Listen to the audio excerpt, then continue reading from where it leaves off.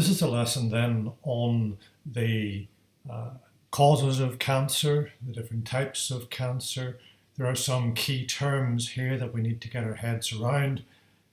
The word tumour, the difference between a benign tumour and a malignant tumour. What we mean by secondaries, secondary tumours. Things that cause cancer and things that we can do to avoid them, and also how we treat cancer. So, causes, differences between the two types of tumour that I mentioned, and how cancer may spread. So, there's a video here, 4-minute video. Watch the video. As you go through this presentation, you have your Google Doc, which you should be answering the questions on, so that by the end of this you have yourself a set of notes on cancer.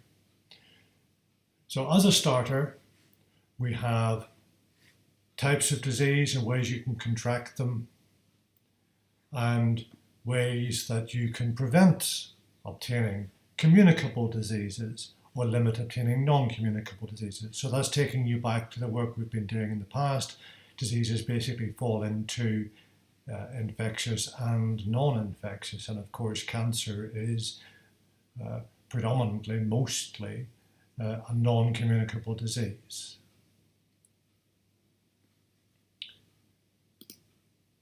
So here you have the answers then to those starter questions. Communicable diseases can be spread, non-communicable diseases cannot be spread, can be genetic. Cancer is one of those. There are things that can be done to reduce the chances of getting non-communicable diseases, like diet and exercise. Cold, flu, both viral diseases, viral infections. E. coli is a bacterium, and it causes food poisoning. You could have mentioned athlete's foot as a fungal infection, for example. Don't forget about the plant diseases as well. You need to know about those and ways that you can avoid spreading communicable diseases. For example, COVID-19. So here you have a breakdown of the types of cancer. It's not all of them, but types of cancer and the percentage of those, of all the cancers that there are amongst men, the percentage that each of these represents. You'll see, if you take the time to look at these figures, that there are some similarities, but you'll also see that women tend to have half the rate of skin cancer that men do. But there are broad similarities. Colorectal 8%, leukemia 4% and 3%. So many of them are very similar, but there's no difference in the genders. But of course, only men have prostate glands, and so only men get prostate cancer, although men do get breast cancer as well, although it is predominantly women that get breast cancer. Men also get breast cancer. So, what is cancer? It's an uncontrolled growth of cells. It's caused by genetic mutation, and that genetic mutation can be caused by viruses. We'll come on to that a little later. There are two types of tumour, as I've said, benign and malignant. And here you have the differences then, and you have a question in your Google Doc about the difference between benign and malignant. Secondaries are called metastases. So a secondary is a metastasis. That's just a technical word for a secondary cancer. And notice that the secondaries are named after where the cancer began. So if you started with pancreatic cancer and then it spread to your liver, it would still be pancreatic cancer, but with secondaries in the liver. So 5 minutes then to find cancers which are caused by a virus, by smoking, by obesity, and by exposure to ultraviolet. 5 minutes, stop the video, find a cancer which is caused by each of those four, and write it down. Here are some answers then. Cervical cancer, liver cancer, gastric cancer caused by viruses. The HPV virus causes cervical cancer, for example. Hepatitis C causes liver cancer. So smoking causes all kinds of cancers. Long list there that you could have chosen from. Very, very bad idea to smoke. Obesity causes these cancers. So again, obesity is a big cause of cancer. And ultraviolet causes skin cancer. Melanoma is the technical term for that. So some facts for you. Cancer causes 25% of all the deaths. 1 in 3 people will get cancer. There are 28 million people worldwide that have survived it. Every 2 minutes someone's diagnosed with it. So fairly unpleasant figures there. So we should, as individuals and as a society, be looking to do things to reduce the chances here, like a good diet, like not smoking, like not drinking too much. So 10 minutes then to make a mind map on the causes of cancer. Pause the video, 10 minutes, make yourself a mind map of the causes, and then start the video again. So here are some of the causes. Age, that is to say you're more likely to get it as you get older. You could have a genetic predisposition to getting cancer. Some cancers have a genetic element to them. Smoking, body weight, exposure to the sun, unprotected exposure to the sun particularly, diet, what you eat, the quality of what you eat, drinking alcohol, lifestyle can lead to obesity, of course. So over half of those cancers that we have talked about could be avoided by a healthy lifestyle. And smoking, diet, not enough fiber. Here we have a problem for colorectal cancer caused by a lack of fiber in the diet, for example. You've seen the numbers of cancers caused by smoking and by obesity. So dealing with those two would make a very big difference to the incidence of cancer. Most common cancers: breast cancer, lung cancer, bowel cancer, and prostate cancer. Really this is just men, because only men have prostates, as I said before. And then all the others.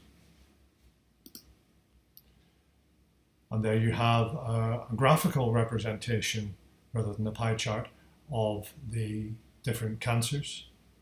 This mesothelioma is caused by asbestos, very aggressive cancer caused by asbestos. Breast cancer, 1 in 8 women get it, 130 diagnosed every day. Men too, but 2/3 survive for a very long time after diagnosis. And just so you know where the prostate is, there it is, just below the bladder. And that's what it does. So, testicular cancer, important for men to know about this. Very high survival rate. These are replacement testes. If you have to have a testicle removed, then they can replace it with one of these. Clearly non-functioning, but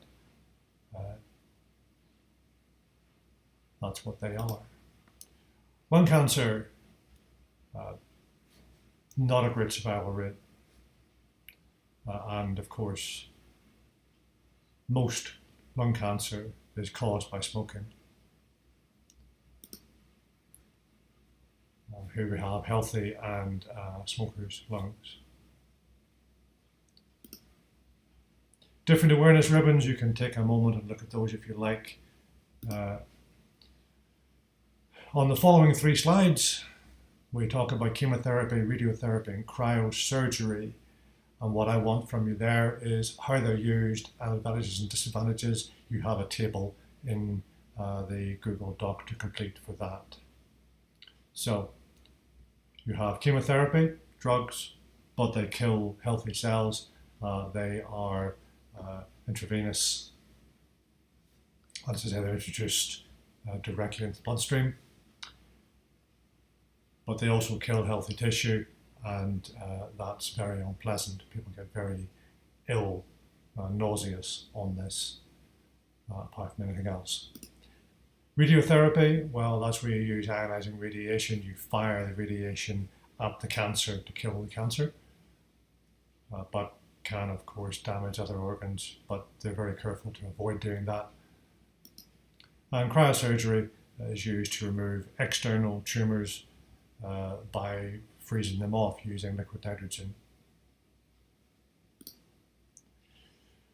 5 minutes then for you to consider the ideal man and woman for the best health and the least cancer risks. So listing those things that you could do or not do that would reduce your chances of developing cancer. 5 minutes, then restart the video. So here you have someone who isn't smoking or drinking, has a healthy diet, low in fat, rich in fibre, lots of green and red vegetables, protecting themselves from hazardous chemicals in the workplace and the home, avoiding unnecessary x-rays, protecting themselves from sunlight with clothes and sunblock, and reducing the risk of HPV, particularly for women, and having a child early on. All of these things help to reduce the chances of cancer. But of course, these things, particularly here, you're saying, well, if you're going to have a child early in your reproductive life, that might interfere with your career plans. You might see this as being an unwelcome restriction on your lifestyle. Likewise, up here, you might not be able to avoid hazardous chemicals entirely in your workplace. Again, taking drugs, you might say, well, that's a lifestyle choice. You might need a lot of x-rays. You might work outside and be exposed to the sun a lot. That's a problem. And the diet, well, it's all very well saying I have to have this healthy diet, but the healthy diet might have cost implications. So some people may not be able to afford to eat high quality food to the same extent as others. So these were our learning intentions. Comparing benign to malignant, you should already have what a tumour is, what a benign tumour is, what a malignant tumour is written down, how cancer occurs, what cancer is, and risk factors. And there you have the answers to that. You can pause the video and fill in your answers in your Google Doc if you haven't already. And there, back to those learning intentions.